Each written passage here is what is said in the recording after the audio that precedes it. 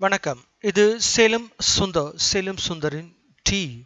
The English Academy welcomes you wholeheartedly to English Grammar Learning Series. And இப்போ கடந்த 4 எபிசோட்ல இருந்து active voice to passive voice பற்றி கற்றுக்கிட்டு இருக்கோம். அந்த நாள்லேயும் உங்களுக்கு ஆக்டிவ் வாய்ஸ்னா என்ன, பாசிவ் வாய்ஸ்னா என்ன, அதோட கேரக்டரிஸ்டிக்ஸ் என்ன, ஒன்றுலேருந்து இன்னொன்று மாற்றும் போது எதை நீங்கள் மனசில் வச்சுக்கணும், சிம்பிள் சென்டென்சஸ் எப்படி மாற்றணும், கண்டினியூவஸ் எப்படி மாற்றணும், பர்ஃபெக்ட் எப்படி மாற்றணும், அண்ட் இம்பரேட்டிவ் சென்டென்சஸ் எப்படி மாற்றணும் அப்படிங்கிறத பற்றி டிஸ்கஸ் பண்ணியிருக்கோம். இந்த எபிசோடில் நம்ம இன்டரோகேட்டிவ்ஸ் கேள்வி வாக்கியங்களை எப்படி ஆக்டிவ் வாய்ஸ்லேருந்து பாசிவ் வாய்ஸுக்கு மாற்றுறது அப்படின்னு நம்ம தெரிஞ்சுக்கலாம். சரியா, வாங்க போகலாம்.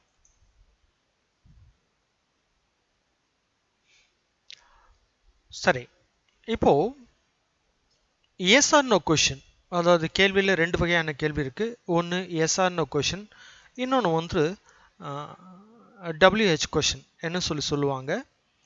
நம்ம first yes or no question பார்த்துக்கலாம். ஏன்னா அது பேஸ் பண்ணது WH கொஷின் வரும். அதுக்கும் ஒன்றே ஒரு வித்தியாசம் தான், அது வாட், வென், ஹவு அப்படிங்கிற கேள்வி சொற்கள் வரும். இதில் அது வராது, அவ்வளோதான். மற்றபடி ஃபார்முலா ஒன்றா இருக்கும். இதை கற்றுக்கிட்டா அது ஈஸியாக வந்துடும். சரி, இந்த எஸ் ஆர் நோ கொஷின் அது எப்படி பாசிவ் ஃபார்ம் பண்ணுறது அப்படிங்கிறதுக்கு முன்னாடி இந்த ஆம், இஸ், வாஸ், ஆர், வேர் இது 5 பி ஃபார்ம் வெர்ப் அப்படிங்கிறது நீங்கள் நினைவில் கொள்ள வேண்டும்.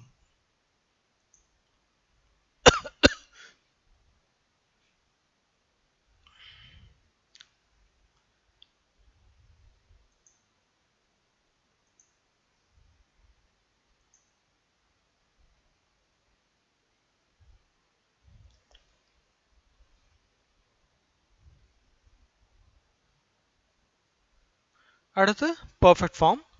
Have you done the work? Has the work been done by you? Have you brought the pens? இந்த பென்ஸ் எடுத்து இங்கே ஆப்ஜெக்டாக வந்துச்சுனாக்கா have the pens been brought by you? Has he invited Balu? Has Balu been invited by him? இதெல்லாம் ஏற்கனவே ஸ்டேட்மெண்ட்ல உங்களுக்கு சொல்லி கொடுத்துருக்கேன், அதனால இது வந்து கொஞ்சம் நல்லாவே பாஸ் பண்ணிட்டு போகிறேன். Has he invited them? Have they been invited by him? Had I told you already? Had you been told by me already?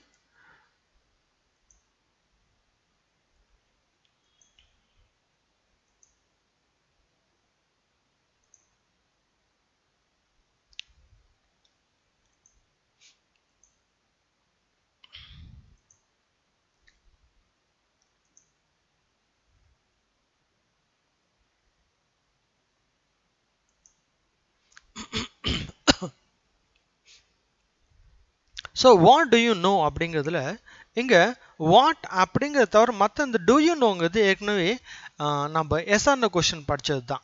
So same question pattern, அந்த வாட் இங்கே வரும், இங்கேயும் வாட் இருக்கும். அடுத்து இஸ் நோன் பை யூ, அந்த எஸ்ஆர்ன கொஷினில் என்ன form இருந்துச்சு அதுதான். What does he know, what does he know, அப்போ what is known by him. What did you know, what was known by you, past form. What will you, when will you do this? So will you do this அப்படிங்கும்போது when will this be done. அடுத்து when did she say this, when was this said by her. Do the children play football? அப்போ இங்கே football அப்படிங்கிறது தான் வந்து உங்களுக்கு சப்ஜெக்டாக work ஆகும். அப்போ அதுக்கு ப்ரெசன்ட் ஃபார்மில் இஸ்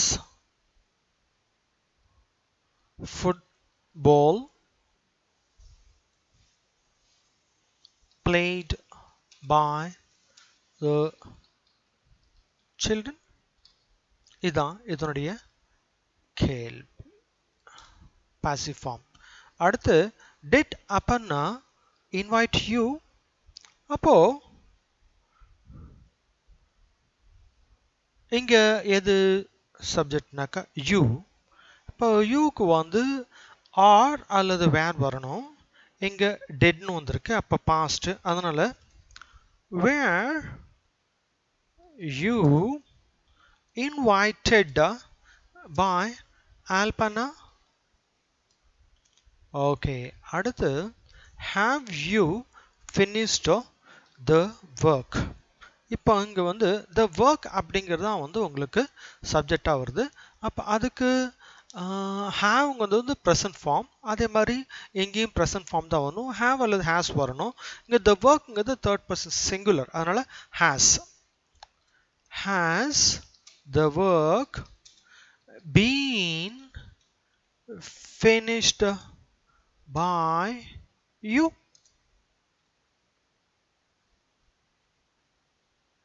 இதுதான் கேள்வி அடுத்து will he give me a prize? அப்போ இங்க வந்து a prize அப்படிங்கிறது தான் வந்து உங்களுக்கு சப்ஜெக்டா வருது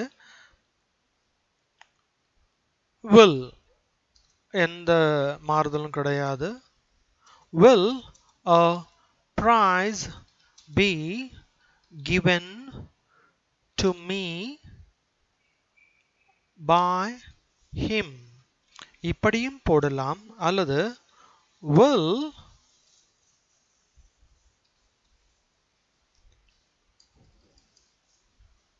இங்க வந்து பிரைஸ்ங்கிறது வந்து நான் ஆப்ஜெக்டா எடுத்துக்கிட்டேன் ஆனா அடுத்த சென்டென்ஸ்ல நான் அந்த மீ அப்படிங்கறது ஆப்ஜெக்ட் எடுத்துக்க போறேன் அப்ப மீன் எடுத்துட்டாக்க அங்க ஷால் அப்படிங்கிறது வரணும் shall I be given a prize by him? இந்த மாதிரி டபுள் ஆப்ஜெக்ட் வந்துச்சுனாக்கா டபுள் சென்டென்சஸ் டபுள் டைம்ஸ் ரெண்டு விதமா நம்ம பாசிவ் ஃபார்ம்ல மாத்தலாம் அடுத்து can anybody cure it can it be cured by anybody?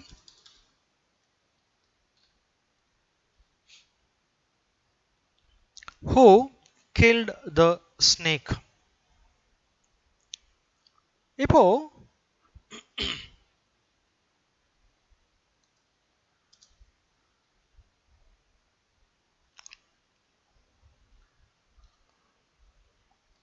whom the snake was killed by. Whom the snake was killed by.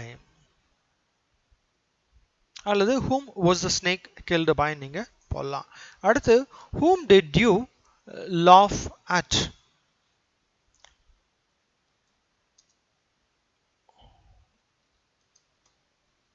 Whom were you laughed at? Whom were you laughed at? இந்த கூட whom the snake was killed whom was இல்ல whom the snake was போடுறதுதான் இங்க நல்லா இருக்கும் okay why did he punish you? அப்போ இங்க same question form why didங்கிறது past you அப்படிங்கிறது சப்ஜெக்ட் யூக்கு வந்து அப்போ டிட்னாக்கா பி ஃபார்ம் வெர்ப் என்ன வரும் ஆர் வேர் ரெண்டுல ஏதாவது ஒன்று வரும் ஆர் ப்ரெசன்ட் ஃபார்ம் அது வேணா அப்போ வேர் எடுத்துக்கலாம் why were you punished by him? சரி அடுத்து what do you want? What same question form what is wanted by you? What is wanted by you? அடுத்து